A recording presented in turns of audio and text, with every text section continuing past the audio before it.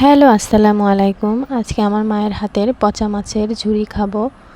তো সেইটা আপনাদের সাথে শেয়ার করছি। এখানে কিছুটা পাতা নেওয়া হয়েছে, আর এখানে সব কিছু কেটে কুটে রেডি করা হয়েছে, কাঁচামরিচ, পেঁয়াজ এবং রসুন। তো কড়াইতে প্রথমে চাউল ভেজে নিচ্ছে, কিছুটা চাউল ভালোভাবে ভেজে নেবে। এই চাউলটা ভাজা হয়ে গেলে ভাজা চাউলটা পাটায় গুঁড়ো করে নেবে। এই গুঁড়োটা মাছের ঝুরির মধ্যে দিলে অনেক টেস্টি হয় এবং ঝরঝরা হয়, নরম থাকে না। তো প্রথমে মাছ দুটো কড়াইতে একটু পানির মধ্যে দিয়ে দেওয়া হলো।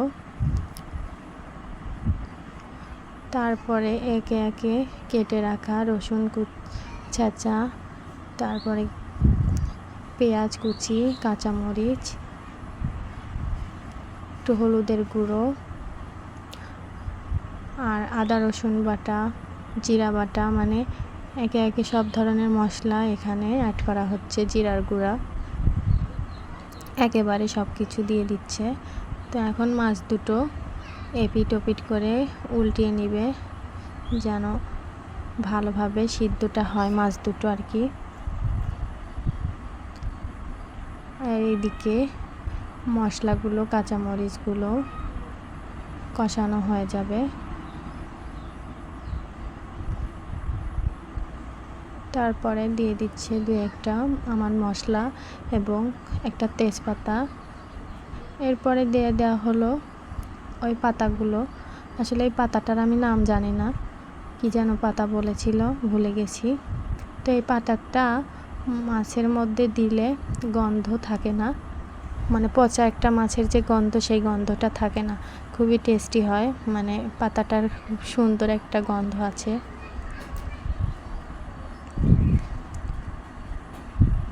পাতাটা খুব একটা গলে যাবে না, এই রকমই থাকবে। তো এর মধ্যে আরেকটু তেল এবং শুকনো মরিচের গুঁড়া একটু দিয়ে দিবে, ঝালটা আসলে কম হয়েছিল। তারপরে দিয়ে দিব সেই বেটে রাখা চাউলের গুঁড়াটা, আসলে এর মধ্যে এখন দিয়ে দিবে, ভালোভাবে মিশিয়ে নেড়ে চেড়ে নেবে।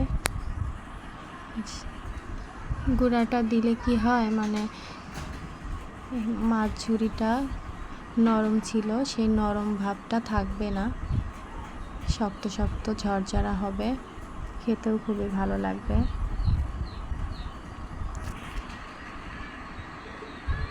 তো এরপরে মাছ ঝুরিটা আর কিছুক্ষণ নাড়াচাড়া করে নামিয়ে নেওয়া হবে।